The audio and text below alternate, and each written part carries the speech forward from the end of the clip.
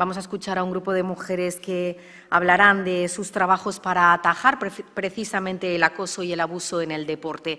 Antes de dar paso a las personas que formarán la siguiente mesa, vamos a ver el mensaje que nos envía desde Lausanne, desde el Comité Olímpico Internacional. Gloria Viseras es directora de proyectos de la Unidad de Deporte Seguro. Su agenda le ha impedido estar en directo con nosotras, pero no ha querido dejar de participar para presentarnos este nuevo departamento del movimiento olímpico y cuál es el trabajo que desarrolla.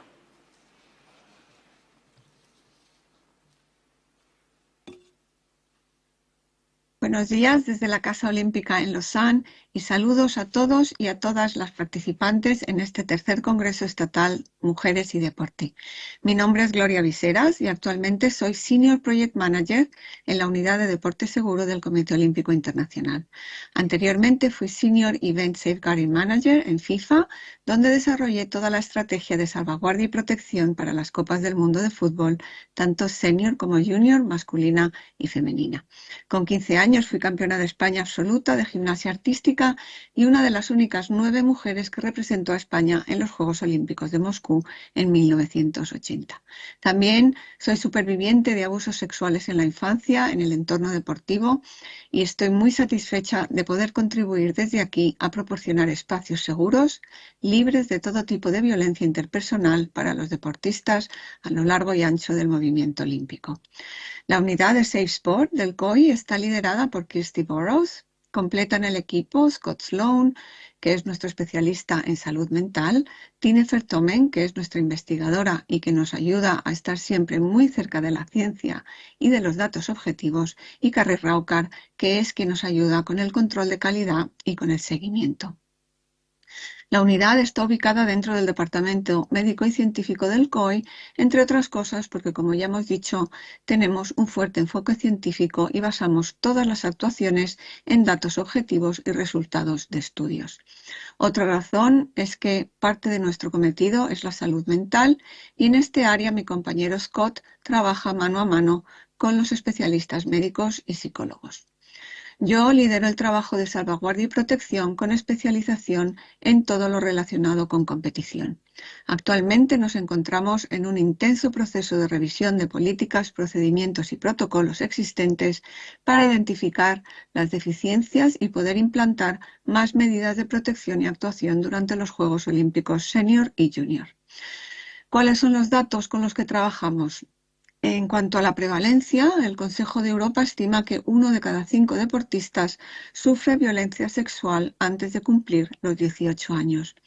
Los últimos estudios hablan de una prevalencia del 60% de los deportistas que sufren abuso psicológico, 14% sufre violencia física, 13% sufre violencia sexual y el 69% de los entrevistados dicen haber sufrido negligencia. Pero en mi opinión, lo más significativo de estos estudios es que el 75% de los deportistas entrevistados dice haber sufrido algún tipo de violencia en el deporte al menos una vez. 75%. Además, sabemos que a mayor nivel deportivo, mayor es el riesgo de sufrir violencia, que 16 horas semanales de entrenamiento también aumenta el riesgo de sufrir violencia, que la mayoría de los estudios revela una mayor prevalencia de abuso sexual hacia niñas y mujeres, pero que el número de niños y hombres abusados sexualmente aumenta según va desestigmatizándose el tema, según los estudios que van saliendo más recientemente. No existen diferencias geográficas, pero muchas zonas del planeta continúan muy poco estudiadas. Los deportistas paralímpicos están en mayor riesgo de sufrir abuso y negligencia y los deportistas LGTBI denuncian más abuso psicológico, negligencia y abuso sexual. Además, sabemos que la mayoría de los deportistas, entre un 20 y un 46%, dice haber ocultado las experiencias de violencia y abuso. Sabemos que si lo llegan a comentar, lo más frecuente es que lo hagan a un compañero o a un miembro de su familia. Y también sabemos que solo una muestra muy pequeña, entre el 4 y el 6%, dice haberlo contado a alguien del entorno deportivo. Con estos datos y considerando que este es un problema de salud pública a nivel global que necesita soluciones locales, estamos creando lo que hemos llamado Communities of Practice, que son redes nacionales y continentales de colaboración en las que las personas y las organizaciones se ayudan unas a otras para no tener, digamos, que reinventar la rueda. En la misma región o en un mismo país hay organizaciones que están más avanzadas en el trabajo y otras que necesitan más apoyo. En España, por ejemplo, en el 2019 colaboré en la elaboración de las políticas y protocolos de actuación contra el abuso sexual que están actualmente vigentes en el CSD. Todas las federaciones nacionales deben tener estos protocolos implantados para poder recibir financiación del Estado. Estos protocolos tienen plantillas y ejemplos y se pueden adaptar a las necesidades de cualquier entidad deportiva, por lo que recomiendo que lo busquéis y lo utilicéis si os hace falta. En el COI, además de todo esto, trabajamos horizontalmente dando apoyo a casi todos los departamentos en sus 4 esferas de actuación. El COI como organización deportiva internacional, el COI como propietario de los Juegos Olímpicos y los Juegos Olímpicos de la Juventud, el COI como líder del movimiento olímpico y en la esfera creada más recientemente que se llama Olimpismo 365, que tiene el objetivo de reforzar el papel del deporte como importante facilitador de los Objetivos de Desarrollo Sostenible de las Naciones Unidas, es decir, el deporte para el desarrollo y la paz. Finalmente, otra parte de nuestro trabajo actualmente tiene que ver con educación y capacitación. Estamos desarrollando cursos y formaciones que damos por todo el mundo. Por ejemplo, ahora mismo hemos desarrollado un curso específico para los miembros de las comisiones de atletas, donde les orientamos sobre cómo apoyar a los deportistas, a otros deportistas que contactan con ellos pidiéndoles ayuda. También damos apoyo a federaciones internacionales y a comités olímpicos nacionales en su desarrollo de políticas, procedimientos y protocolos de salvaguardia y protección. Así que, como veis, no nos aburrimos en absoluto. La salvaguardia y la protección es cosa de todos, no solo de proteger a los deportistas, de proteger a todo el entorno deportivo, a los entrenadores, jueces, todo el que practica deporte o desarrolla su profesión dentro de un entorno deportivo. Todos tenemos la responsabilidad de proporcionar entornos seguros para que todo el mundo pueda participar en el deporte de manera segura y sin violencia. Y sin más, os deseo un buen congreso. Espero poder veros pronto. Siento no haber podido estar allí en persona, pero estamos hasta arriba de trabajo, como habéis visto. Y espero poder veros algunos que ya os conozco en el futuro en algún sitio o en algún congreso o en alguna parte del mundo. Saludos, un abrazo. Un abrazo. Gracias, Gloria Viseras. Vamos ya con la presentación de proyectos y programas para atajar el acoso y el abuso en el deporte. Con nosotros va a estar Montse Martín, es profesora de Sociología del Deporte, que nos hablará de Cases y Voices, programas europeos en los que ha participado. Natalia Oribe, que nos expondrá el proyecto HAL de Erasmus+, en el que ha colaborado la Asociación de Jugadoras de Fútbol Sala Femenino. Y Ainhoa Zurmendi, que está especializada en la incorporación de la perspectiva de género en el deporte. Cerrará este apartado de nuevo Bárbara Fuertes de los protocolos de prevención del Consejo Superior de Deportes. ¿Y Natalia Oribe? Aquí entra. Vamos ya con el primero de los paneles para conocer cada uno de los proyectos que tienen precisamente que ver con el deporte seguro. En la pantalla irán viendo los hashtags con los que pueden etiquetar este congreso y las distintas ponencias que se van a desarrollar. Recuerden que hemos habilitado un formulario para que desde su teléfono móvil puedan hacernos llegar las preguntas que tengan para las ponentes y que les trasladaremos al final de sus intervenciones. Comenzamos ya con Montse Martín, que nos hablará de Cases y Voices, programas europeos en los que ha participado. Montse sí, si prefieres estar aquí. Montse Martín es profesora de Sociología del Deporte en la Universitat de Vic, Universidad Central de Cataluña, miembro del Grupo de Investigación en el Deporte y la EFE de la misma universidad. Martín investiga y participa en proyectos europeos sobre violencias sexuales en el deporte contra menores desde el año 2012. En los últimos 6 años, Martín ha participado en 2 proyectos europeos relacionados con las violencias en el deporte contra menores. Cuando quieras, gracias. Muchas gracias. Primero me gustaría agradecer a la organización y al Cabildo de Tenerife y todo el esfuerzo por organizar este congreso, que me parece que es muy necesario y será de vital importancia para seguir caminando. Las cosas, como sabemos, no pasan de un día a otro, sino que necesita un proceso y necesita tiempo, y claramente este tipo de congresos marcan fitas, ¿no? marcan marcas en el camino para poder llegar a ellos. Vale. Funciona así, ¿eh? Yo tuve la suerte de, en el 2012, no sé por qué me cayó del cielo, me parece un poco, Celia Brackenridge, que ahora desgraciadamente ya no está entre nosotras, era una investigadora muy potente en el Reino Unido y me invitó a formar parte de un grupo europeo que trabajaba en el tema de la violencia sexual en el deporte. Yo llegué allí sin saber absolutamente nada, porque no sabía nada. Había hecho una pequeña investigación en Cataluña sobre acoso y abuso sexual, una investigación que, por cierto, costó muchísimo entrar en el CAR, costó muchísimo conseguir los datos. Al final publicamos poca cosa, supongo que porque yo era más jovencilla y tenía un poco de miedo. Todas estas cosas al principio dan miedo, enfrentarse a ellas, porque, bueno, no sabes las consecuencias que pueden tener y son cosas terribles, ¿no?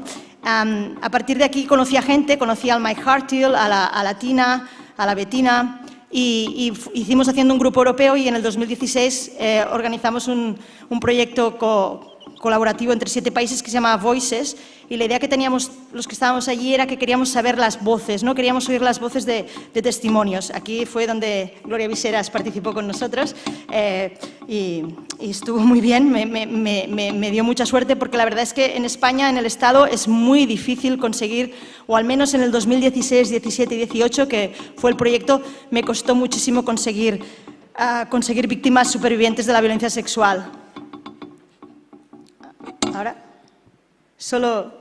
Solo teníamos que conseguir 8, me las vi, me las deseé. Al final, gracias a Gloria y a alguna gente más, no sabéis la técnica en sociología que se llama de la bola de nieve, pues conseguí 8 justísimos. Y la verdad es que eso me da un poco de envidia, porque cuando íbamos a las reuniones, pues veías Alemania, Bélgica, que son poca gente, y tenían 20, 25...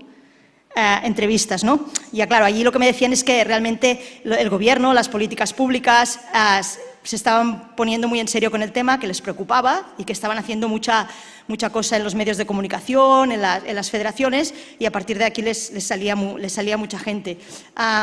Yo creo que desde el 2016 hemos mejorado un poquito, pero me parece que aún nos falta bastante trecho para seguir mejorando, y para que realmente, aparte de que el deporte sea un lugar seguro, también sea un lugar seguro para hablar, para decirlo, para denunciar, para explicar, para divulgar todas estas violencias que existen, que han existido y que yo creo que desgraciadamente seguirán existiendo.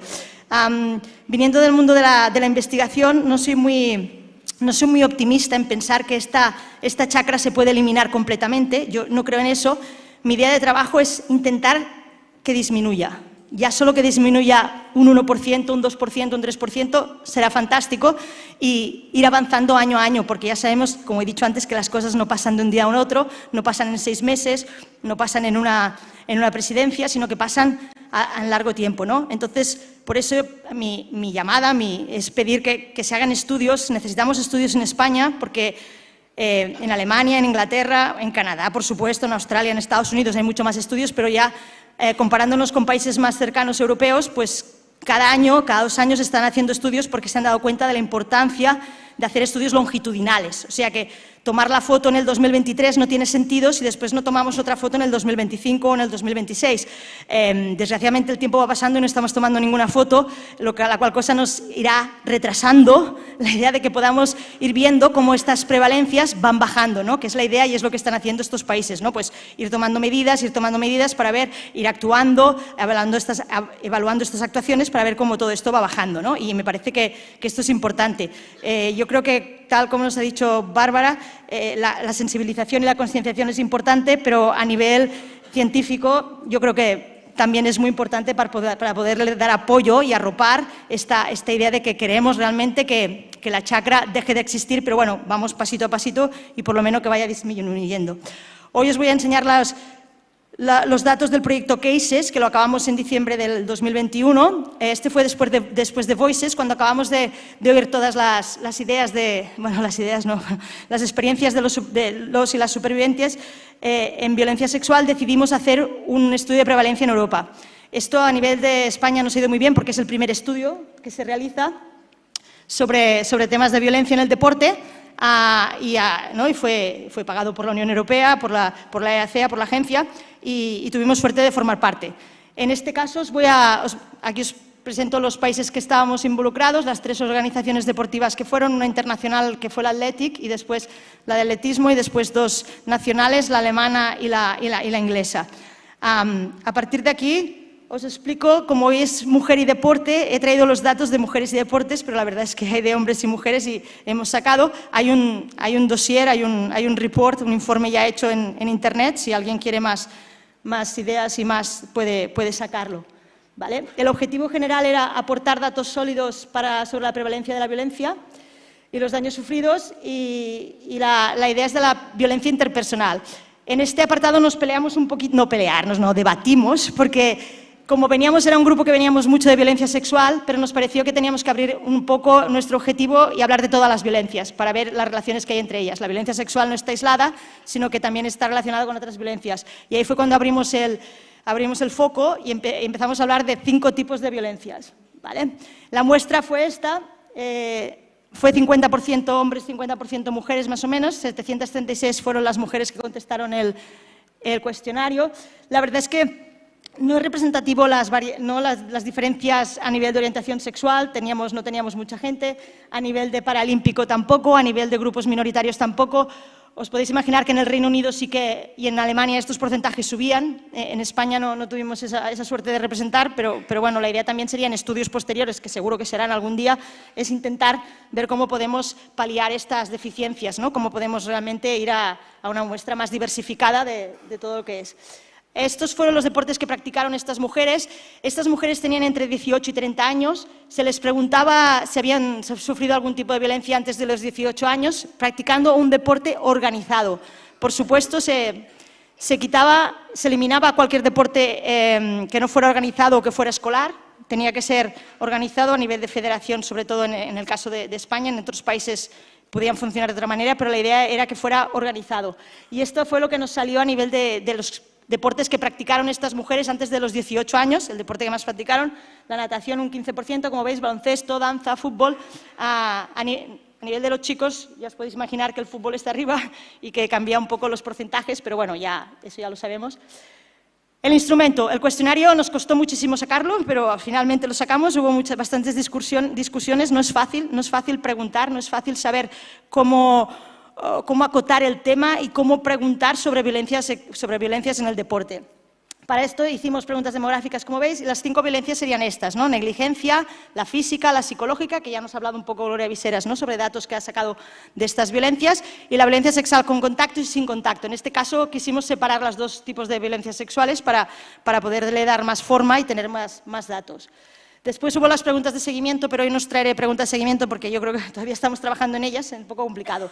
Y aquí sería un poco el contenido del cuestionario con ejemplos de ítems resumidos que me parece que son interesantes para que os hagáis una idea de lo que se les preguntaba, ¿no? Eso se formulaba en forma de pregunta, ¿no? Pero temas de negligencia, por ejemplo, falta de apoyo adecuado, falta de cuidados médicos, falta de supervisión.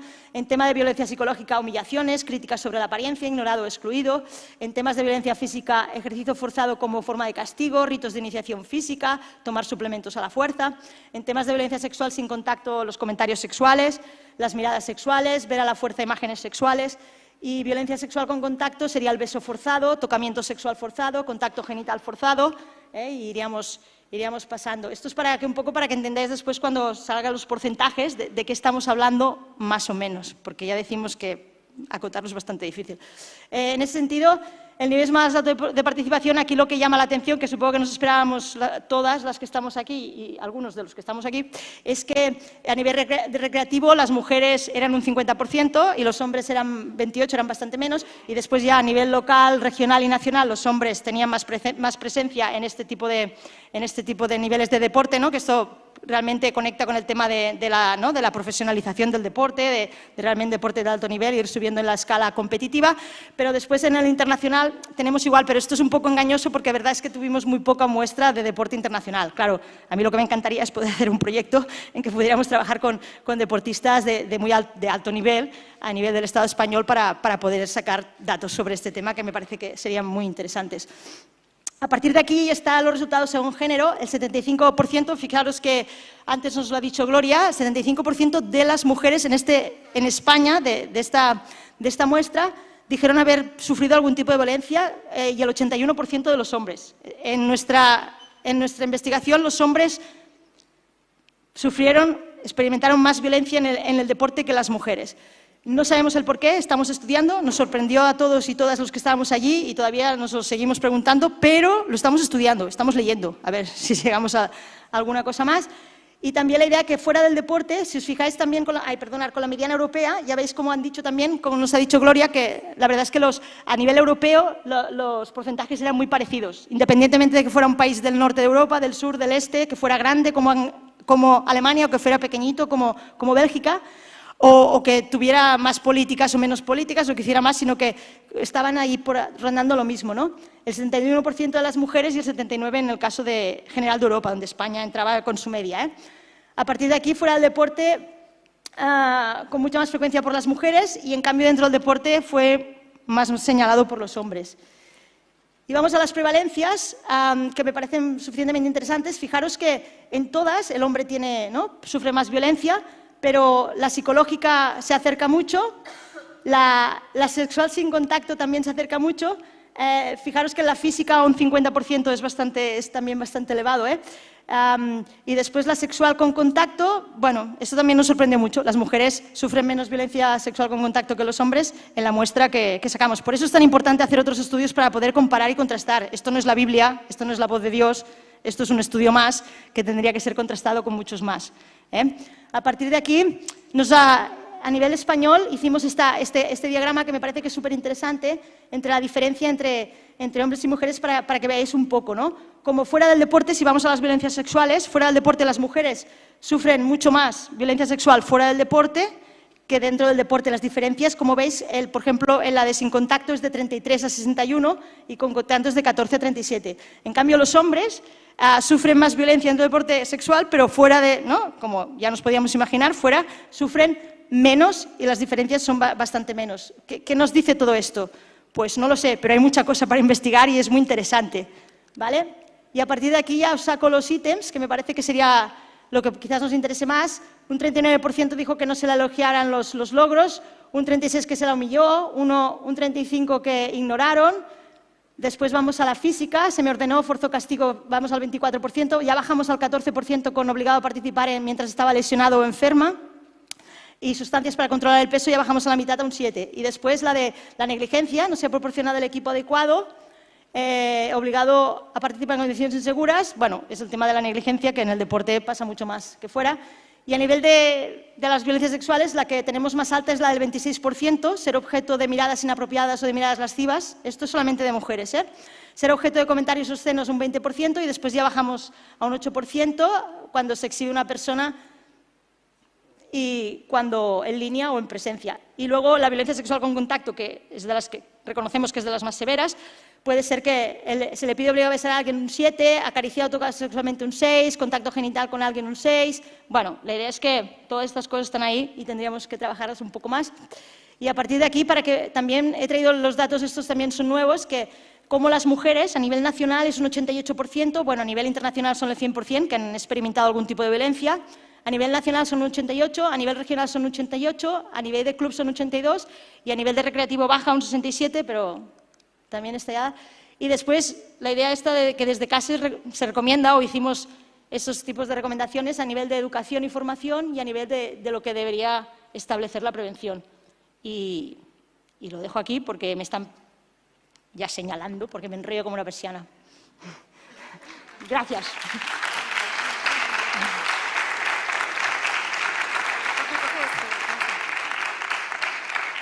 ¿Qué? ¿Qué me dice?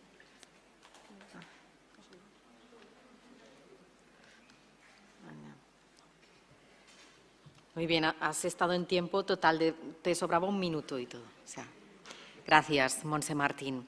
HALT Proyecto Erasmus Plus, en el que ha colaborado la Asociación de Jugadoras de Fútbol Sala Femenino. El calendario deportivo, porque todavía está en activo, ha impedido a última hora que nuestra siguiente ponente esté aquí en persona, pero la tecnología nos permite tener en directo a Natalia Oribe, que es presidenta de la Asociación de Jugadoras de Fútbol Sala, vicepresidenta de UV Atletes, miembro de la Junta Directiva de la REF, vocal en la Comisión Directiva del Consejo Superior de Deportes y miembro de la Comisión Mujer e Igualdad de Género del Comité Olímpico Español. Es creadora de la Asociación Internacional de Jugadoras, que ha conseguido la creación del Mundial Femenino de Fútbol Sala.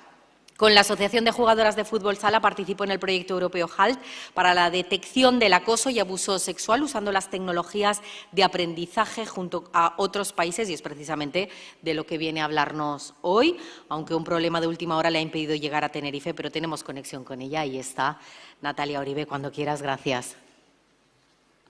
Hola, buenos días. ¿Se me oye bien? Bueno, sí, muy bien, Natalia. Vale, genial, gracias.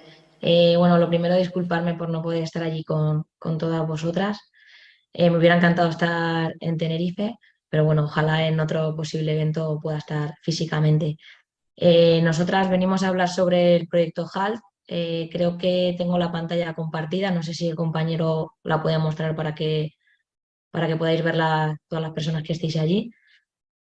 Bueno, como ha comentado la presentadora, somos la Asociación de Jugadoras de Fútbol Sala en España y recientemente nos hemos expandido internacionalmente.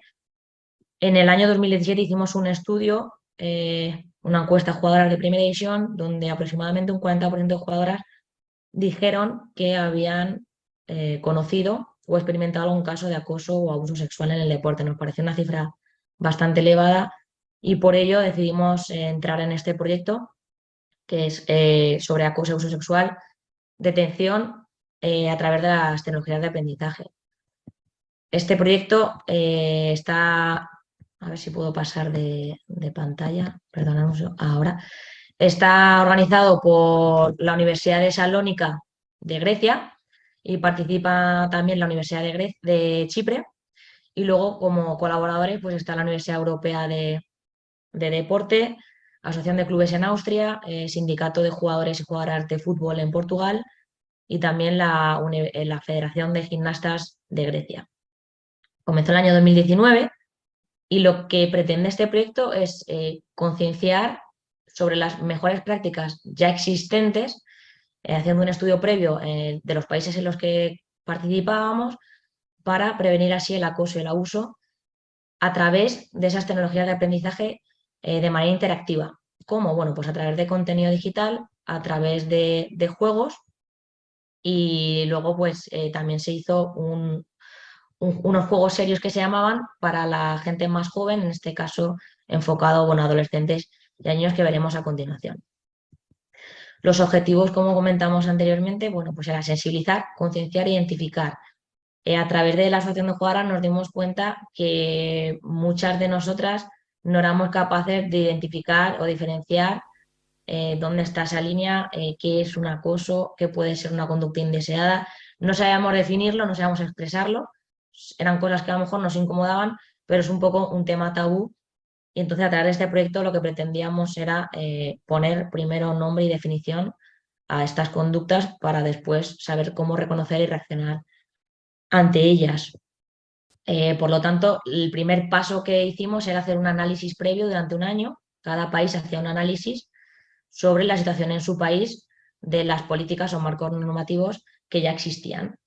Por ello, estudiamos en España y nos dimos cuenta que en el 2014 había salido lo que era el Protocolo de Prevención y Detección de Actuación frente a la Violencia Sexual en el Deporte, y esto lo que consistía era en que las federaciones tienen que tener implementadas unos protocolos que ya ha definido el Consejo Superior de Deportes en sus páginas web, pero si indagábamos en esos protocolos quiénes eran las personas responsables que estaban detrás y si realmente se estaban llevando a cabo, nos dimos cuenta que había una especie de vacío en el que os pongo un claro ejemplo. La Federación de Madrid de fútbol sala hubo un caso de acoso, bueno, de abuso sexual, el cual fue denunciado y el entrenador acababa en prisión. Esta federación en el año 2019 todavía no era consciente de que tenía que tener un protocolo de prevención, ni era consciente de que tenía que tenerlo instaurado, no tenía ni idea de nada. Entonces, lo que hicimos fue reunirnos con el Consejo Superior de Deportes para preguntarles, ¿tenéis luego un registro y una estadística de cómo están los casos? ¿Ha habido denuncias? ¿No ha habido denuncias? ¿Las personas que están al cabo como responsables de estos protocolos a los que si la deportista o el deportista tienen un caso tienen que acudir, están formados en este tipo de conductas y saben cómo reaccionar y saben qué decir? Y la realidad es que no tenían que tener ningún tipo de formación, y el caso era que, por la experiencia que nos dicen la nuestra, a la persona a la que tenías que acudir, bueno, pues era una persona que no estaba capacitada, muy mayor, un señor.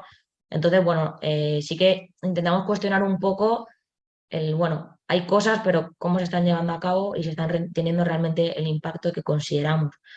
Luego también nos dimos cuenta que estaba el certificado de delitos de naturaleza sexual que tienen que tener las personas que trabajan con menores, y de ahí el siguiente paso fue elaborar un focus group, que esto lo que consistía era en hacer entrevista en grupo con preguntas estandarizadas con personas que se dedicaban al deporte. Aquí tenemos, bueno, pues está Ana de las Flores, por ejemplo, que es la responsable de Mujer y Deporte del Consejo Superior de Deportes. Teníamos una psicóloga de deporte, teníamos una fisioterapeuta que trabaja con equipos y deportistas, teníamos una jugadora profesional, un entrenador de primera división, teníamos un directivo de la federación y también que se encarga de la formación de entrenadores, una abogada que también estaba en el Comité Olímpico en el Comité de Igualdad y Género. Y nuestra sorpresa es que cuando hacíamos preguntas estandarizadas, como bien veis ahí, la respuesta era mucha información, poco conocimiento. Es decir, hay unas políticas y unos marcos normativos, pero que si hacemos una pirámide donde arriba está la norma, la ley, cuando vamos bajando hacia federación, clubes, deportistas, y si ya nos vamos pues, a las categorías base, incluso a las familias, no teníamos conocimiento de qué son esas políticas, de que existen y qué tenemos que hacer cuando nos enfrentamos a un caso como puede ser una situación o una conducta indeseada. Y esto era generalizado en todas las personas que estaban en la mesa. Sí que es cierto que a lo mejor por la persona responsable del Consejo de Deportes tenía información, obviamente, pero el resto no sabíamos, en el caso de que ocurriera algo, cómo reaccionar. Por lo tanto, esto lo que hicimos fue redactarlo en un informe, se hizo en todos los países y después se elaboró y se ha realizado ¿cómo se dice? Un artículo de investigación que ha sido publicado recientemente. Por nuestra parte también, como Asociación de Jugadoras en España, bueno, pues decidimos hacer diferentes eventos. En este caso fue en el curso de entrenadores en la Federación de Madrid, nivel 2. Hay 3 niveles, este es el segundo nivel, donde ya, aparte de estar con categorías bases juveniles, también pasan a categorías senior e incluso la élite en femenino. Y nuestra sorpresa fue pues, que hay mucho desconocimiento, esto no fue nuestra sorpresa, esto sí que no, pero sí que había mucho interés por parte de los entrenadores, y esto generó un debate donde nos hacían preguntas que para ellos eran temas tabú, sobre todo cuando están en categorías de formación de base, pues situaciones como, bueno, pues el padre o la madre no puede ir a recoger al niño o a la niña, entonces tienen que llevarlos ellas, tienen que meterlos en el coche, o la típica palmadita, o si a un jugador le toco, si le puede incomodar o no, dependiendo de qué hago, qué no hago, qué es lo correcto, qué es lo incorrecto. Y fue muy, muy buena esta ponencia que hicimos con ellos, porque nos dimos cuenta de que es algo que les interesaba mucho y que querían saber más, y que había muchas preguntas que se quedaron en el aire porque no tuvimos tiempo, y por ello se habló con la federación de tener la posibilidad de incorporar este tipo de explicaciones y de formación a los entrenadores y entrenadoras, ya no solo en fútbol sala, sino que se aplique en todos los cursos formativos.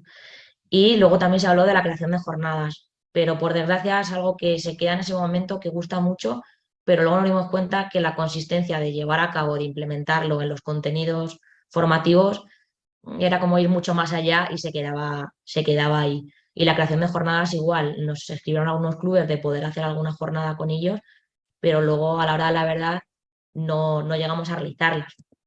Otros eventos que hicimos posteriormente para aplicar este proyecto y presentarles la formación y la página web que ahora voy a mostrar a continuación, fue hacer sesiones online con familias y staff deportivo.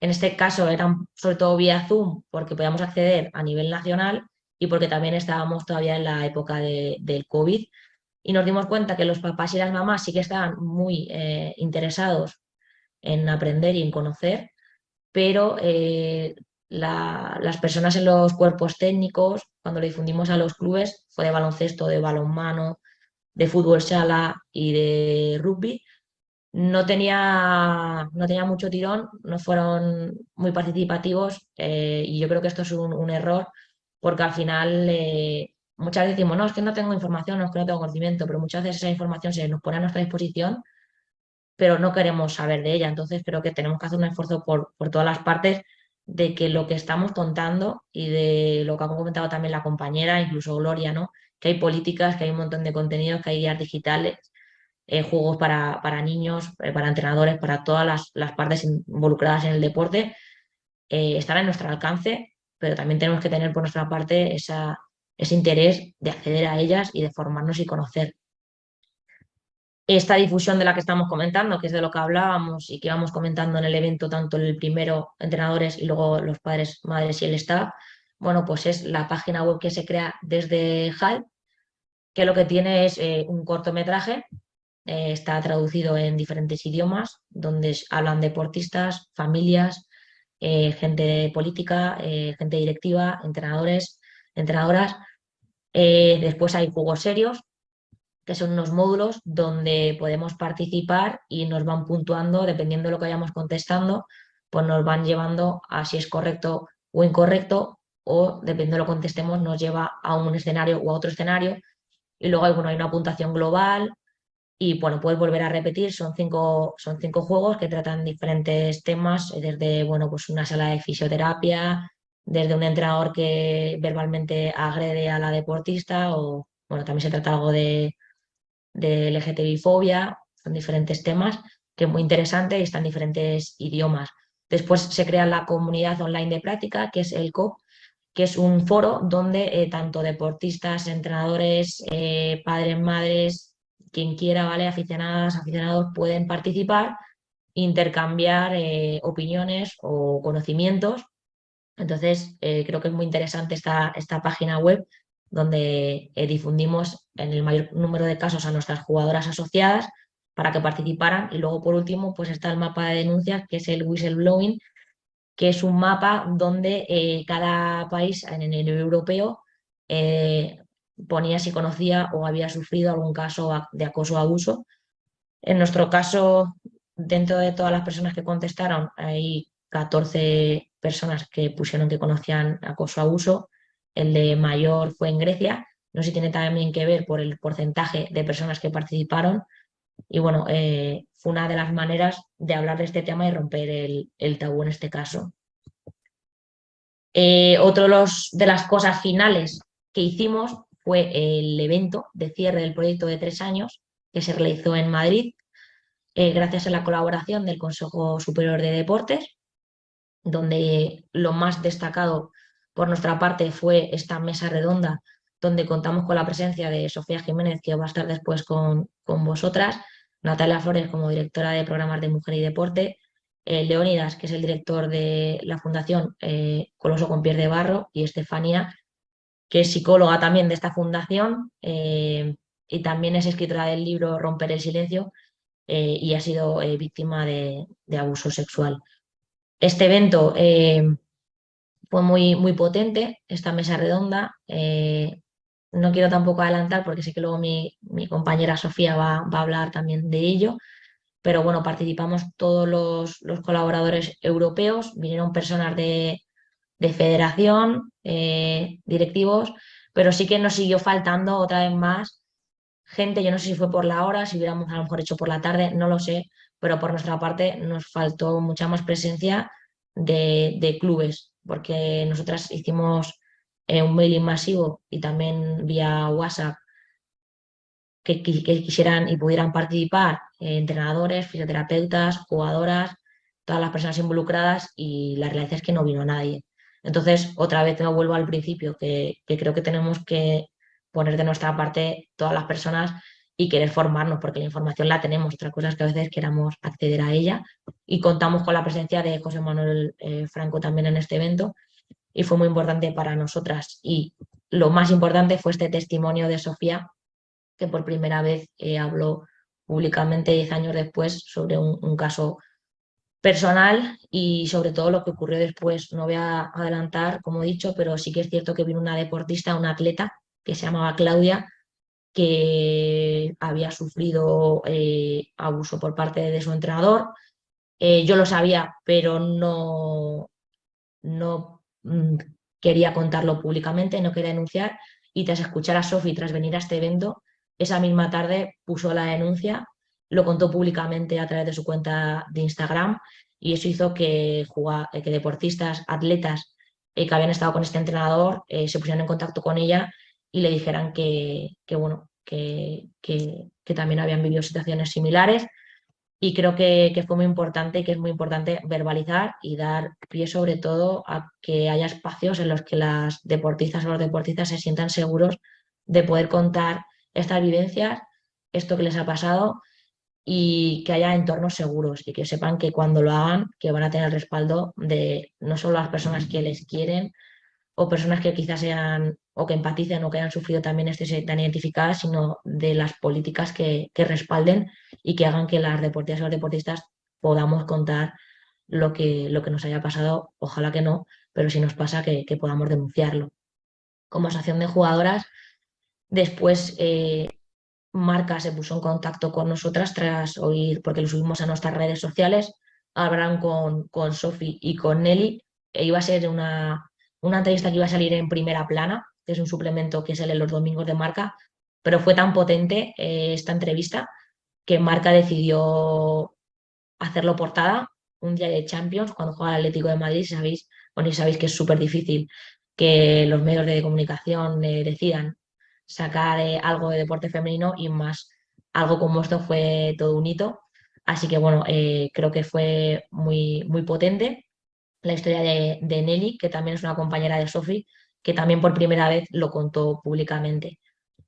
Como asociación, ¿qué más hemos seguido haciendo? Bueno, no queríamos quedarnos ahí, por lo tanto hablamos con Coloso con Pier de Barro, que es una asociación que es reciente en España, en Francia lleva muchos años, es el fundador, un jugador de rugby muy famoso que ha hecho una película que sufrió abuso sexual y bueno, están ahora en España, lo que hacen es, tienen un canal de denuncia, tienen psicólogos especializados en ello, entonces hicimos un acuerdo con ellos, tenemos en nuestra página web, en caso de un apartado que se llama salud, y el apartado de Coloso para cualquier jugadora que quiera contactar o necesite ayuda, porque nos han llegado a contactar, pero nuestra formación no es la correcta, por lo tanto le diríamos a profesionales. Entonces ahora mismo pueden acceder a través de Coloso con Piel de Barro y no descartamos nuevas colaboraciones con otras entidades que trabajen en esto porque nos parece fundamental que las deportistas primero sepamos reaccionar, que sepamos lo que es esas conductas indeseadas y que luego tengamos el respaldo, como he dicho anteriormente. Y bueno, por nuestra parte, esto es un poco el resumen. Espero estar en tiempo también. No sé si me he extendido mucho. Y nada, agradeceros la invitación y cualquier cosa, pues ya sabéis dónde estamos. Muchas gracias.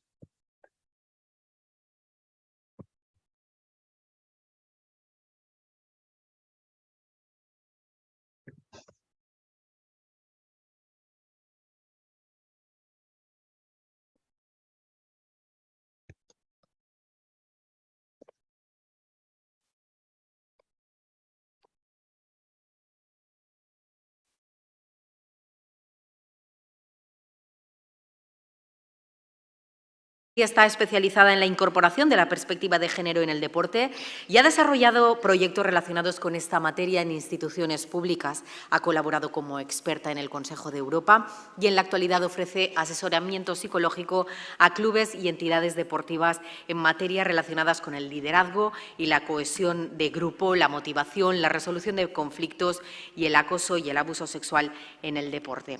Ainhoa, cuando quieras.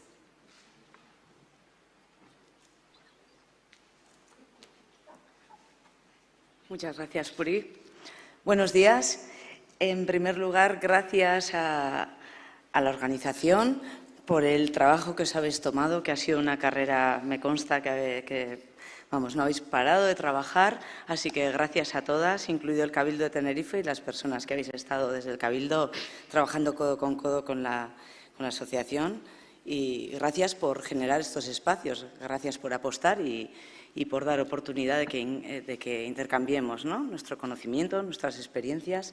Así que, en ese sentido, gracias. Y también a mis compañeras, porque voy a empezar hablando de ellas, al final me toca en tercer lugar, pero ya venimos estando juntas, después vamos a compartir otro espacio y aquí estamos personas que estamos trabajando mucho a nivel, bueno, puede ser académico, pero también en el barro. Estábamos viendo Coloso con pies de barro, pero es que estamos muchas en el barrizal también, ¿no?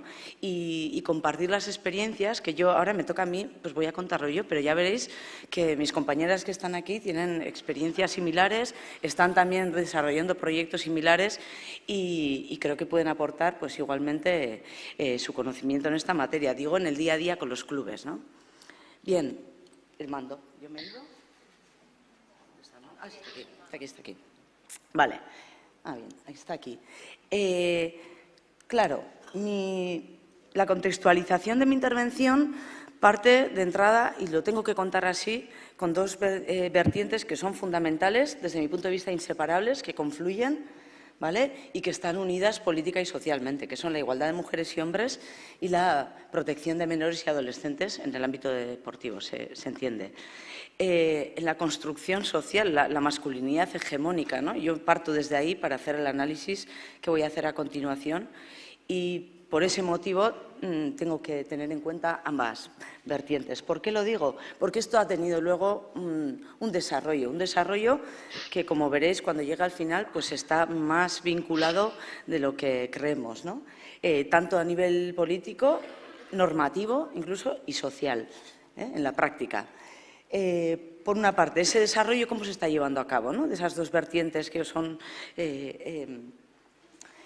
planes de igualdad de mujeres y hombres en entidades deportivas y, por otro lado, protocolos de prevención.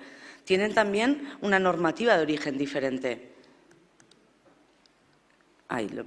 Lo voy a decir, perdón, Vale, pues lo voy a dejar ahí. Bien, los planes de igualdad.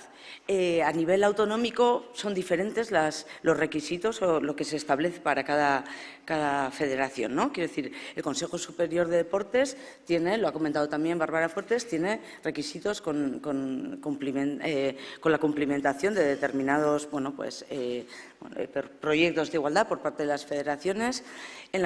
Por ejemplo, en la Comunidad Autónoma Vasca existe un decreto específico que exige que todas las federaciones tienen que tener planes de igualdad en el ámbito deportivo. ¿Qué ocurre? Que eso confluye cuando la entidad del ámbito deportivo que realiza ese plan de igualdad es del ámbito profesional, además tiene que tener un protocolo de prevención desde hace muchos años, desde 2006, un protocolo de prevención de la violencia contra las mujeres.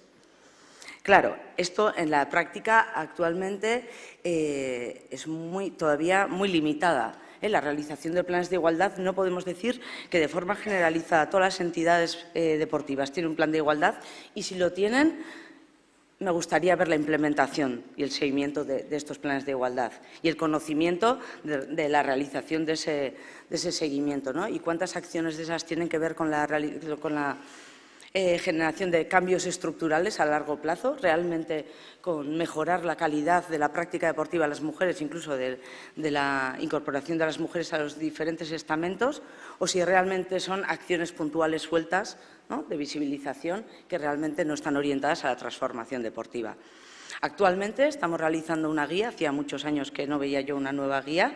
En Gobierno vasco se hizo una guía específica en 2018 para federaciones, para la realización de proyectos de igualdad, y actualmente estamos realizando otra para la Diputación Foral de Vizcaya. Esta guía, al igual que la que he citado de 2018, incluye un eje, tiene 5 ejes específicos muy detallados con acciones, un catálogo de acciones que pueden desarrollar las federaciones para realizar planes de igualdad, acciones orientadas a promover la igualdad. Y uno de los ejes es violencia de género. Se ha incluido con una serie, además, ya indicadores específicos de cómo evaluar cada una de esas acciones. Con lo cual, bueno, tiene una importancia y esto confluye. Es muy importante con la LOPIVI, que la conoceréis, la Ley Orgánica de Protección a la Infancia y a la Adolescencia frente a la violencia. Claro, esta ley, supongo que todas las personas que estáis aquí tenéis conocimiento que tiene 2 artículos específicos, además habla del ocio, de la cultura, del deporte, y hay 2 artículos específicos que hablan de las implicaciones que tiene esta ley en el ámbito del deporte. El primero, que todas las entidades deportivas que trabajan con menores tienen que tener protocolos de prevención y actuación. En segundo lugar, que tienen que designar a una persona delegada de protección. En tercer lugar, la formación. ¿Vale? En cuarto lugar, el seguimiento de todas las acciones que se realizan en torno a esta materia. Y un quinto que a mí me parece fundamental, que creo que hay que incluirlo, que es una medida complementaria que la ha comentado, bueno, lo ha dicho Gloria Viseras, porque trabajamos juntas en ese trabajo de una serie de baterías de acciones que se pueden implementar en cada ámbito. Pues uno de ellos era también los códigos de conducta, muy importante. Y claro, esto está unido con la formación, cuando hablamos de la formación. Bien, me vienen todas las ideas de lo que han dicho que quiero recoger y…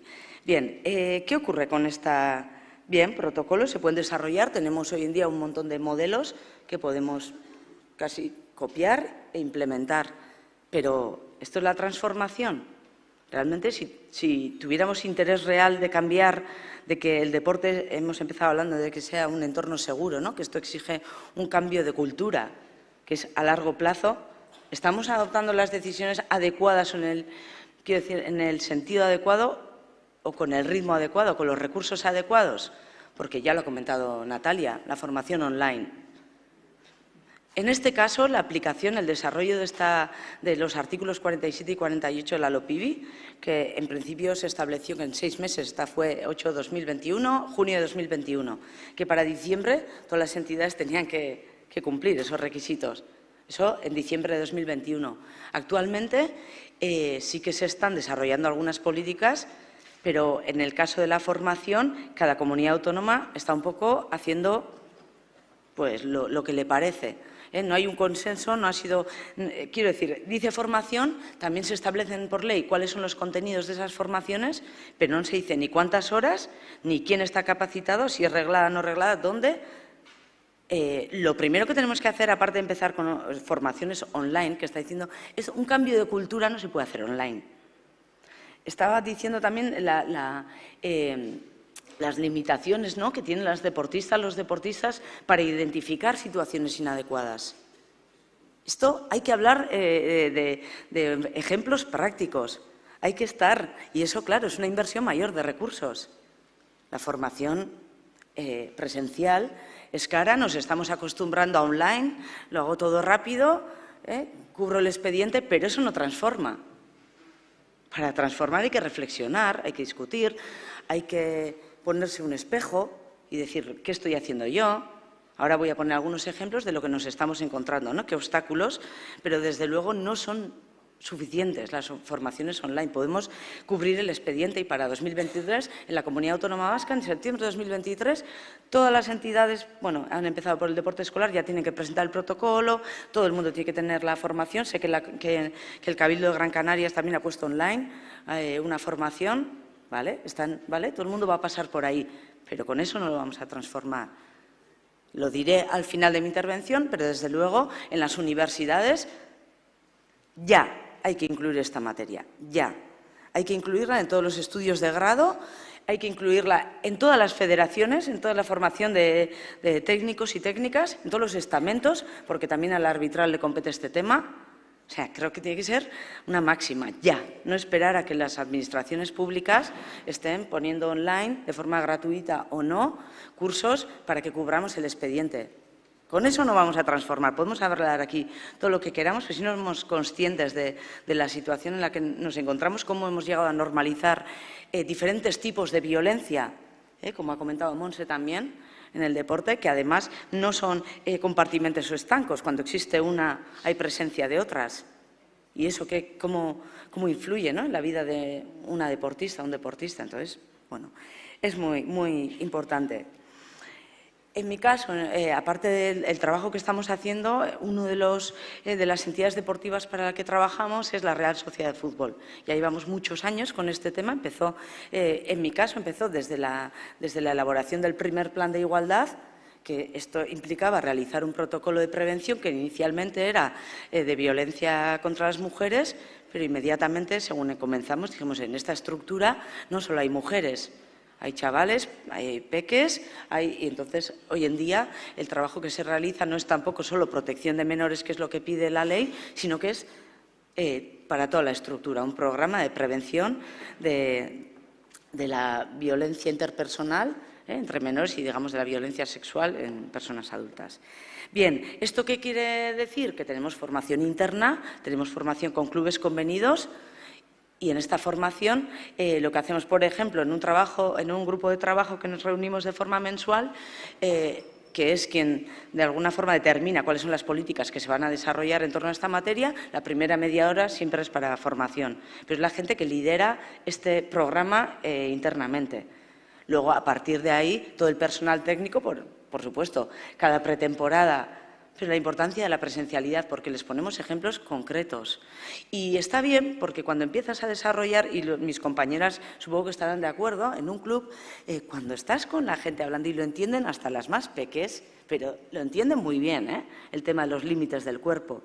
El otro día con Ángela, precisamente también, ella comentó una anécdota muy chula, ¿no?, de cómo en una formación son capaces de identificar situaciones que son inadecuadas, pero hay que enseñárselo, porque con el abuso del poder, la autoridad, ahí se han permitido o se han mirado para otro lado con multitud de situaciones de abuso, ¿no?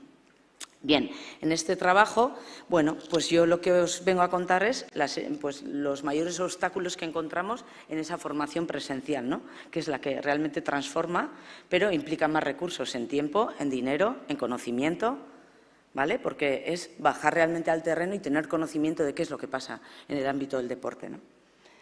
Bien, por lo tanto, diré que la formación es el cimiento, pero es el talón de Aquiles también, porque es el mayor problema que tenemos en estos momentos para poder aplicar políticas de prevención, porque el personal no está formado, porque el personal no tiene conocimiento, porque hemos normalizado un montón de situaciones en el ámbito del deporte que no son apropiadas y entonces no tenemos capacidad para detectar. Cuanto más sabemos, cuanto más nos han hablado de este tema, cuanto más sabemos identificar las situaciones de violencia, más hablamos. Y eso es así, las investigaciones lo corroboran. Y cuando tú empiezas a trabajar en un ámbito, en una entidad sobre este tema, la gente luego empieza a hacer preguntas y eso es buenísimo. No solo preguntas, sino incluso puede llegar a denuncias, ¿no?, situaciones que igual desconocíamos. Porque hay, bueno, cómplices, la cultura de la masculinidad hegemónica. Hemos funcionado pues de acuerdo a un estilo que realmente pues ya hay que dejarlo de lado para el cambio, ¿no? Bien. Entonces, en este sentido, ¿cuáles son los obstáculos que yo creo que existen actualmente para que la gente esté tenga una formación adecuada para implementar medidas de prevención y, sobre todo, actuar cuando algo ocurra?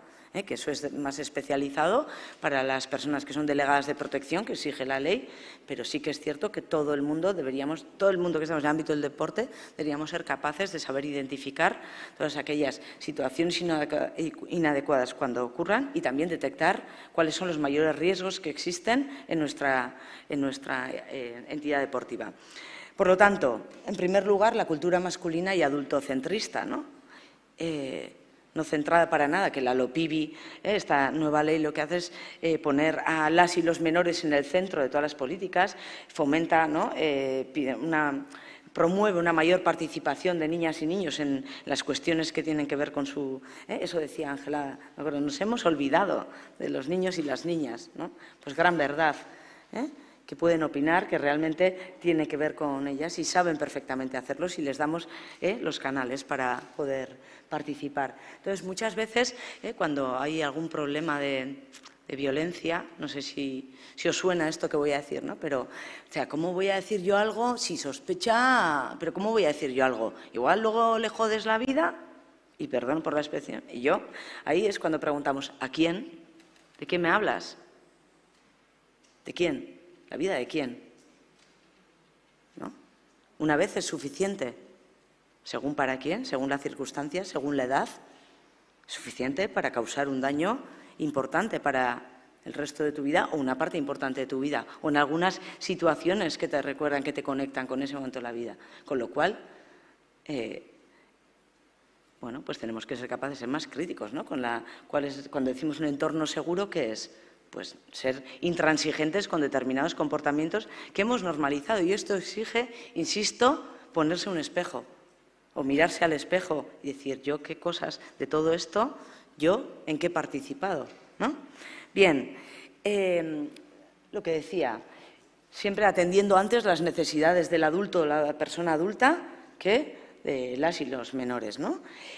Por supuesto, la camaradería, idolatría y la impunidad, ¿no? Cuando idolatramos a una persona que es un entrenador o ¿no? con muchísimo prestigio, y decir, oye, pues su modo de hacer así será, nadie se metía en eso, nadie dice. No se le puede, pues será, para hacer deportistas buenas hay que hacerlo así, nadie le va a decir cómo hacerlo, ¿no? Y eso genera también una protección a esa persona y una cierta impunidad, ¿no? Por no decir total impunidad en su modus operandi o en la forma de funcionar. Él sabrá lo que hace, pues está bien hecho, ¿no? Sobre todo con la camaradería también quería comentar el tema que he mencionado antes, que es los códigos de conducta. Es que decir, no es para tanto. Chica, tú también, qué exagerada. Vamos a ver, realmente estamos dejando en función de nuestras creencias o nuestras experiencias, ¿no? La opinión de si algo es para tanto o no es para tanto. O la opinión de dos personas. No, eso, que vayan a hacer esto o que a solas vaya o que le lleve a su...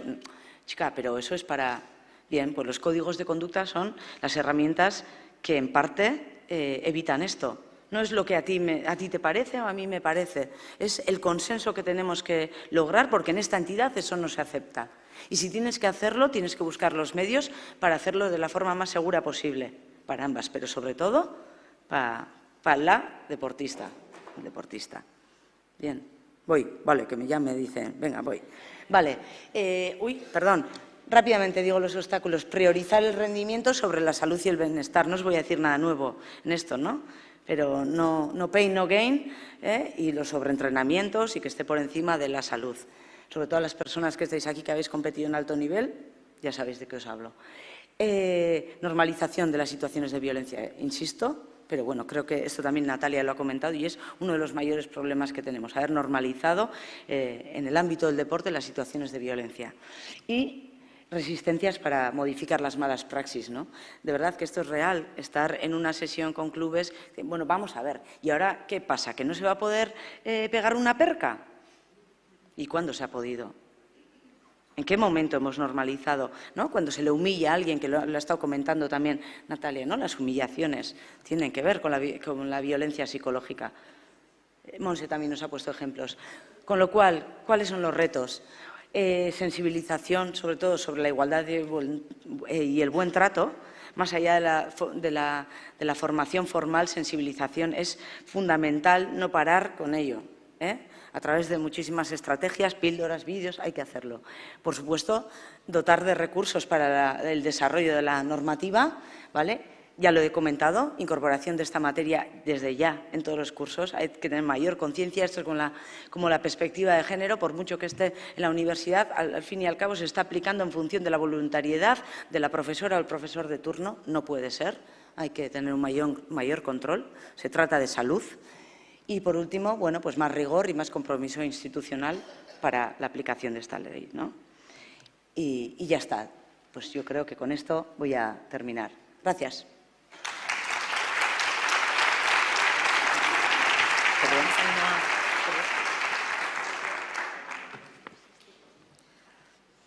Cierra este apartado precisamente Bárbara Fuertes, de nuevo con nosotras para hablar de los protocolos de prevención del Consejo Superior de Deportes.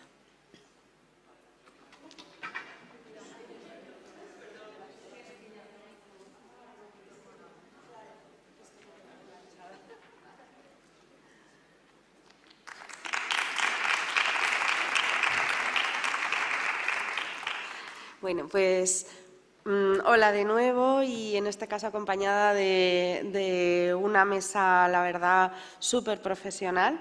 De hecho, bueno, tanto Natalia Oribe ha colaborado mucho con el Consejo Superior de Deportes, ha estado involucrada en muchísimos de los proyectos que llevamos a cabo, y también para hablar de los protocolos de actuación frente a la violencia del Consejo Superior de Deportes, no puedo dejar de mencionar y dar las gracias a Ainhoa, que ha sido pieza angular para que estos protocolos vean la luz. Pero, evidentemente, en la actuación pública frente a la violencia sexual en el deporte, que es una de las prioridades actualmente a nivel internacional y a nivel europeo también, hemos de saber que la protección no es una exclusiva del deporte.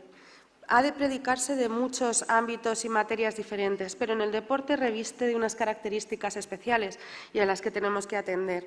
Tenemos que tener en cuenta varios elementos previos.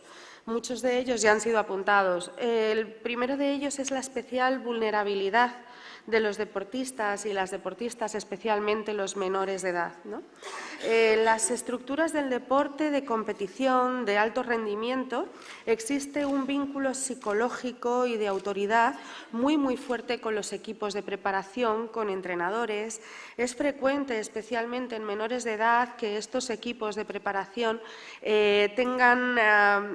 sean unos referentes para los menores de edad, se les vea como idealizados, se les vea en muchas ocasiones como héroes, ¿no? Y entonces parece que cualquier actuación debe ser acatada por esa norma de autoridad. Y al mismo tiempo, también la máxima que se ha comentado, la de que sin dolor no hay victoria. Esto nos lleva a una situación muy particular en el ámbito del deporte, que tiene una vinculación con la psicología muy estrecha, y en este sentido quería poner de manifiesto la existencia de una campaña que se ha lanzado recientemente precisamente aquí en Canarias, a través de la Delegación del Gobierno en Canarias, una campaña para la prevención de la violencia en menores. Se ha realizado la campaña aquí, pero se ha puesto a disposición de toda España y estamos ahora mismo en proceso de difusión desde distintas instituciones de esta campaña tan importante. Segundo de los elementos que tenemos que tener en cuenta dentro del deporte es que el deporte proporciona un recurso fundamental y extraordinariamente beneficioso para el tratamiento y recuperación de distintas dolencias, procesos patológicos, enfermedades, procesos físicos, psicológicos, emocionales y también de socialización. No vamos a hablar solo del deporte en el ámbito del deportista de competición, sino de aquellas personas que utilizan el deporte para poder optar a los beneficios a nivel de salud. Entonces, teniendo en cuenta esto, hemos de permitir esos entornos seguros, porque si no, estamos privando al deporte y a todas las personas que confían en el deporte como medio de recuperación y para la obtención de beneficios para la salud, pues de ese gran aliado de lo que van buscando. Esto es uno de los elementos de los que vamos a hablar en la conferencia de entornos seguros en Valencia, a la que antes he hecho referencia. Y el tercer elemento, y somos muy conscientes todos en el ámbito deportivo, instituciones, entidades privadas, clubes, es que tenemos un elemento que nos condiciona para atajar la violencia en el deporte y la violencia sexual en particular. Tenemos un gran enemigo que es el silencio, especialmente en el deporte de competición. Somos muy conscientes de que no podemos atajar grandes de los problemas porque muchos de estos actos contra la dignidad de la persona, de estos abusos, salen a la luz después de la carrera deportiva. Y aquí tenemos un gran problema. ¿Por qué? Porque aquí se establecen elementos de miedo, de temor, también normalización, como se ha comentado.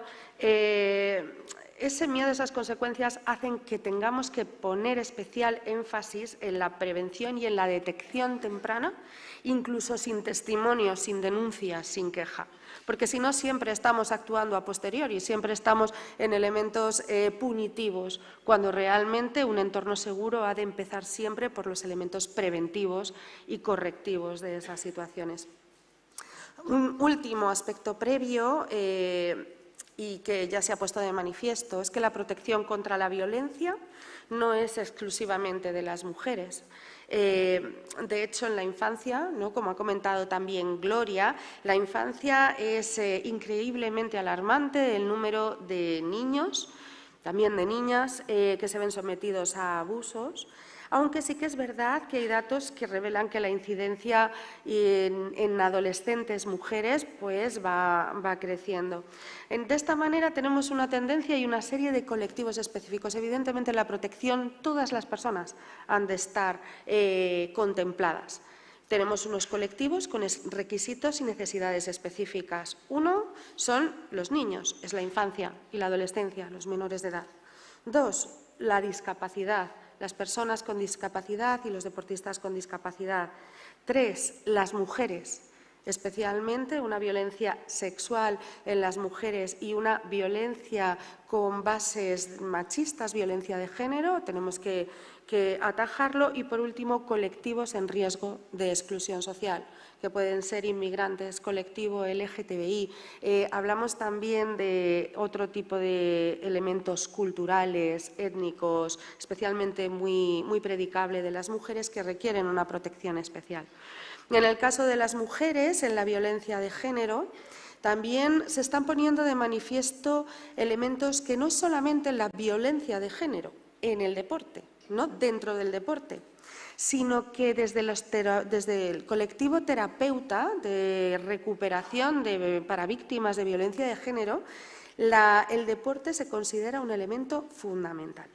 Entonces, tenemos que trabajar realmente en los beneficios del deporte para las mujeres que son víctimas de violencia de género, a nivel fisiológico, a nivel orgánico. Los beneficios psicológicos en la recuperación son extraordinarios. Y, por último, algo que se está empezando a estudiar ahora y a poner sobre la mesa es que las mujeres que han sido deportistas de alto rendimiento, deportistas de competición, esas mujeres presentan una vulnerabilidad especial para ser víctimas de violencia de género después de su carrera deportiva. Quizá por esas estructuras de esfuerzo, de sacrificio, de aceptación de autoridad por parte de los equipos de preparación. Esto es algo que está trabajando mucho la Fundación Blanca, en honor a Blanca Fernández Ochoa, y que pondremos de manifiesto también porque creemos que es un gran campo en el que tenemos que trabajar. En la violencia de género ya hemos hablado de la importancia de actuar desde las instituciones públicas y, en concreto, diremos dos elementos en los que estamos trabajando. Uno, el Protocolo General de Actuación, que estamos trabajando con la Delegación del Gobierno para la violencia de género. Y dos, las dos medidas que incluye por primera vez la Estrategia Estatal contra las Violencias Machistas. Nos obliga especialmente en el ámbito de la sensibilización y de la comunicación, pero somos conscientes de que esto es solo el principio y que tenemos que ir a más. Y así, propiamente dicho, pues bueno, vamos a abordar la protección frente a la violencia en el deporte y, como digo, desde el ámbito Administración General del Estado, Consejo Superior de Deportes. Nosotros tenemos una gran responsabilidad a la hora de intentar impregnar esa cultura de protección a través fundamentalmente de las federaciones deportivas españolas, pero tenemos también unas importantes barreras y es un hecho competencial. ¿Dónde podemos actuar directamente? Podemos actuar directamente en los casos de abuso y de violencia que se producen en el Consejo Superior de Deportes y en los centros de alto rendimiento pertenecientes al Consejo Superior de Deportes. Sí que tenemos una labor formativa, comunicativa, pero realmente nuestro principal trabajo es ahí. Y a través de las federaciones deportivas españolas. Las federaciones deportivas españolas tienen que tener, al igual que había otros requisitos, aprobado y publicado un protocolo de actuación frente a la violencia sexual en el deporte si quieren ser beneficiarias de subvenciones por parte del Consejo Superior de Deportes. Tenemos una serie de antecedentes que nos llevan a nuestros protocolos, son antecedentes en el ámbito internacional y también un protocolo en 2014 al que ha hecho referencia Natalia Oribe. Ese primer protocolo fue muy novedoso, sin embargo, con el tiempo empezó a demostrar una cierta obsolescencia, también se van aprendiendo nuevas necesidades o atajando nuevas necesidades que nos llevaron al protocolo de 2020, el que tenemos actualmente en el Consejo Superior de Deportes. Fijaos que tenemos la obligación de tener protocolos conforme a la Ley Orgánica de Protección Integral a la Infancia y a la Adolescencia frente a la violencia, pero esta Ley Orgánica es de 2021. Nuestra labor a nivel de prevención viene ya desde 2014 y el gran impulso se dio en 2020. Es anterior. Estos son los artículos a los que ha hecho referencia Ainhoa antes, donde existe la obligación, aquí señalo la importancia de las federaciones deportivas para poder trabajar en estas políticas, las redes de centros de alto rendimiento y tecnificación, y aquí las principales obligaciones que impone la ley. También a nivel formativo y a nivel de actuaciones concretas, la nueva ley del deporte lo impone a las ligas profesionales. Entonces, ¿por qué aprobamos el protocolo del Consejo Superior de Deportes en 2020? Tenemos una serie de motivaciones, era una necesidad de profundizar en esa prevención, en esa protección y teniendo en cuenta las necesidades que se habían ido poniendo de manifiesto en los últimos 6 años. Además, tiene una vocación de universalidad, es decir, si nosotros protegemos a las personas que están dentro de un centro de alto rendimiento perteneciente al Consejo Superior de Deportes, no son solamente los deportistas, las deportistas, no son solo los menores de edad, las menores de edad, aunque tienen una protección especial, sino también todas las personas que son usuarias, que trabajan, da igual que trabajen en el departamento de administración, también están protegidas por este protocolo. También tenemos la necesidad de, a través de nuestro ejemplo, es una responsabilidad, sensibilizar al mundo del deporte y de la sociedad, y para poder de arriba a abajo, digamos en una capa, en una permeabilización por capas, poder llegar a los estratos de todo el mundo deportivo. De ahí que se llevara a cabo el protocolo. Tenemos 2 protocolos, hemos de decir. Tenemos un protocolo de actuación en el Consejo Superior de Deportes y luego un modelo de protocolo que se les ha dado a las federaciones deportivas y que ellas han ido adaptando a su realidad deportiva. Esto, digamos, es el contenido fundamental del protocolo, ¿no? Especialmente importante y especial énfasis en las medidas preventivas. Como hemos dicho antes, evidentemente, cuando se pone de manifiesto un caso, que los ha habido, hay que poner en marcha un procedimiento que puede terminar con decisiones, digamos, disciplinarias. Pero la labor más importante por esos condicionantes del deporte que hemos mencionado lo tenemos en las medidas preventivas y en la formación.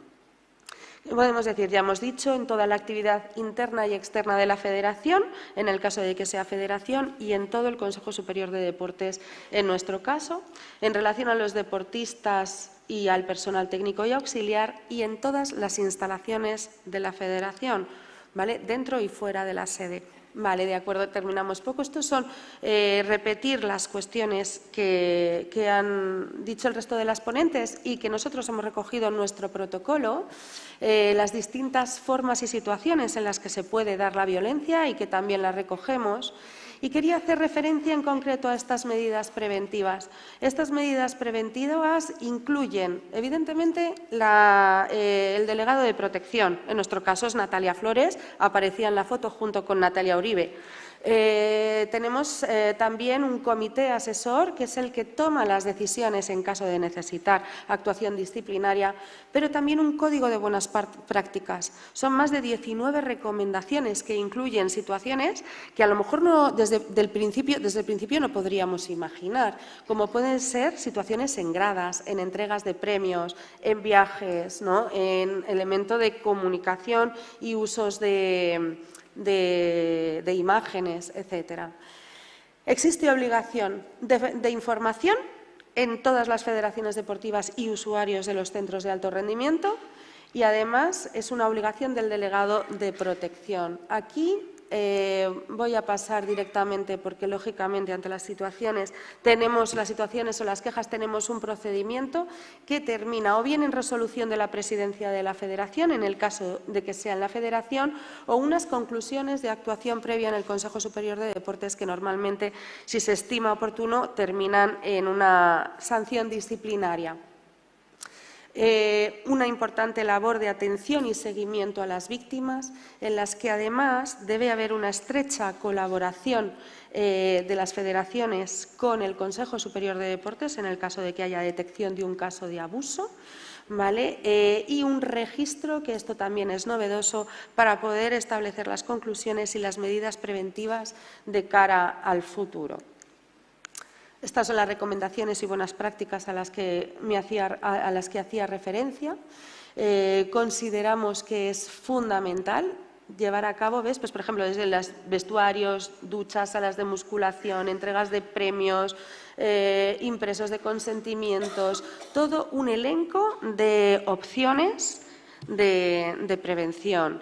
Y en este sentido, bueno, pues esperamos servir un poco de inspiración, pero lógicamente necesitamos estrechar la colaboración con todos los que estamos involucrados en esta protección integral.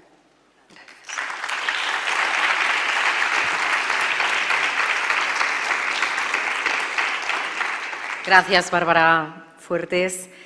Como sabéis, durante todo el día de hoy y mañana tenéis ese código QR donde podéis ir lanzando las preguntas. Lo hemos hecho para que sea más ágil, más fácil, más rápido, para que conforme vamos escuchando cada una de las intervenciones podamos también, por tanto, voy a ver si puedo actualizarlo. Podamos también, por tanto, conforme se nos van ocurriendo, ir haciendo esas preguntas.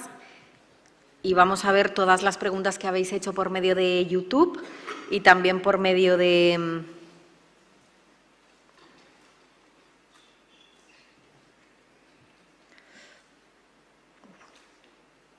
no se me carga.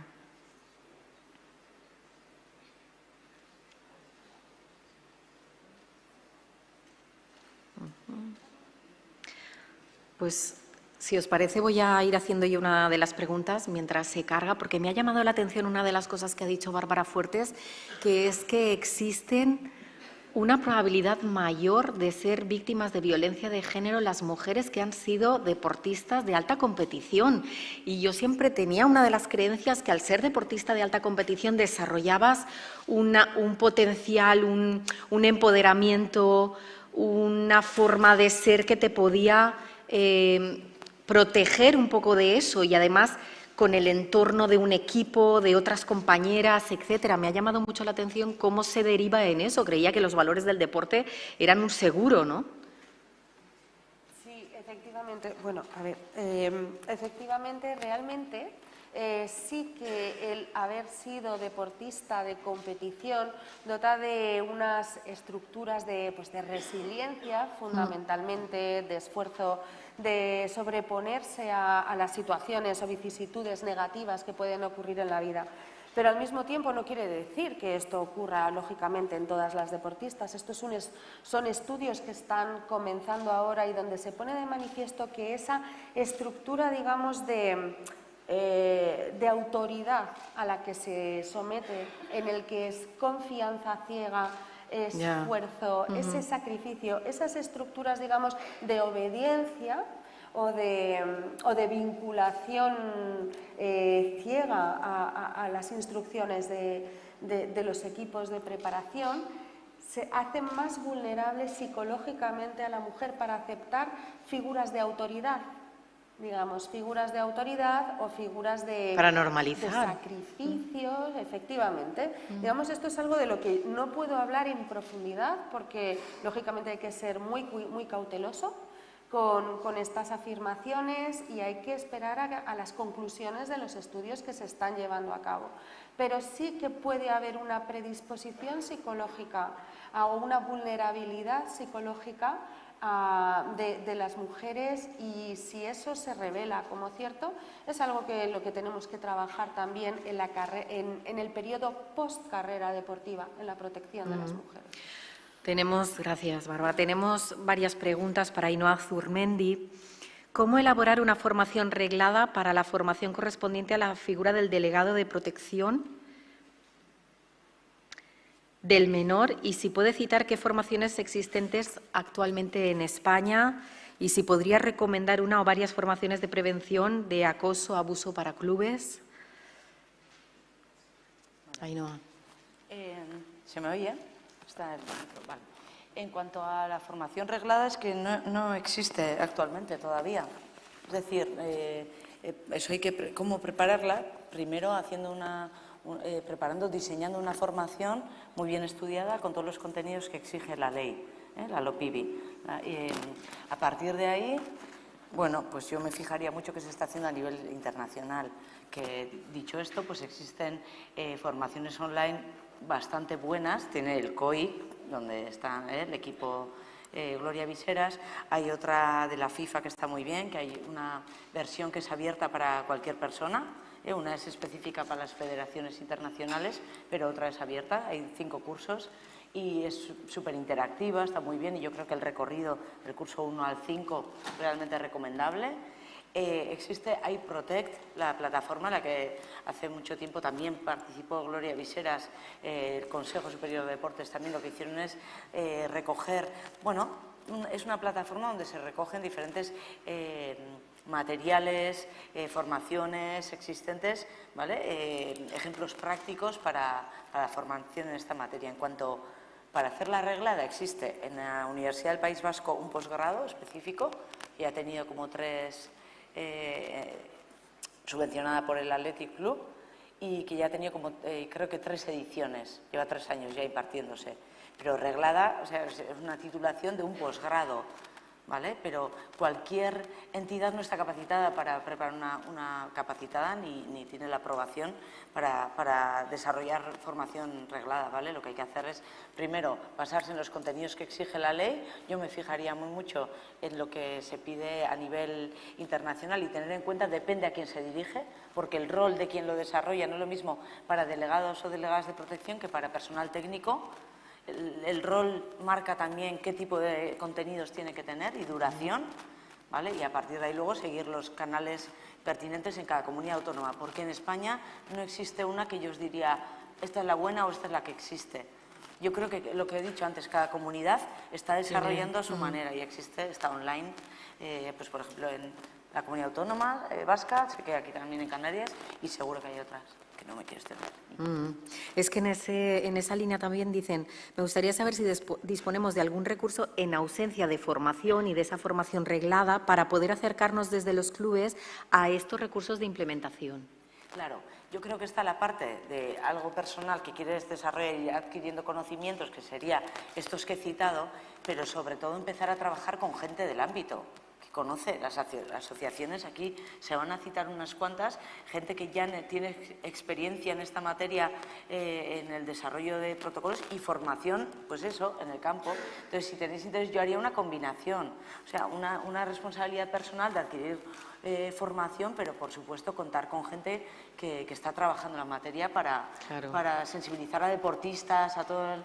Y para ti también, y con esto acabamos, claro, dicen, ¿sería importante incluir la figura del psicólogo en los estamentos? ¿Sería el psicólogo o la psicóloga la que tiene que hacer todo eso? Claro, en nuestro caso, yo que soy psicóloga deportiva, con mis compañeros, cuando hablamos, yo les digo, joder, es que tú como psicólogo es una forma de completar tus servicios.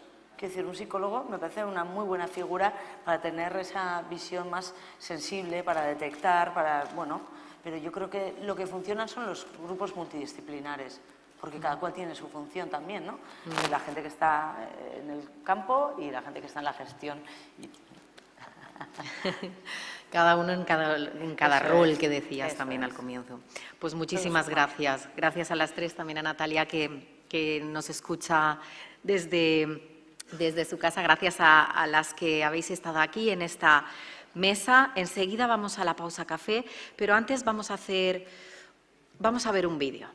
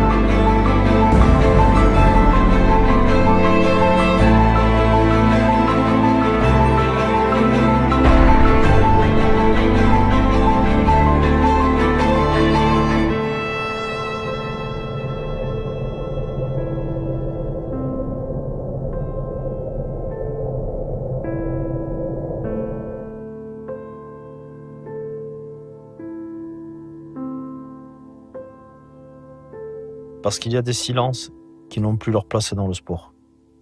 On n'est pas coupable. On est victime. Faites comme moi. Parlez.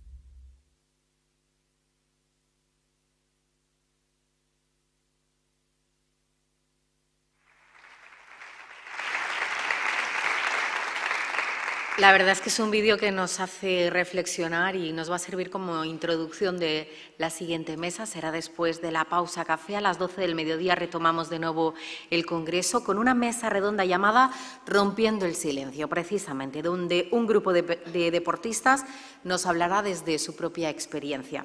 Hasta ahora mismo.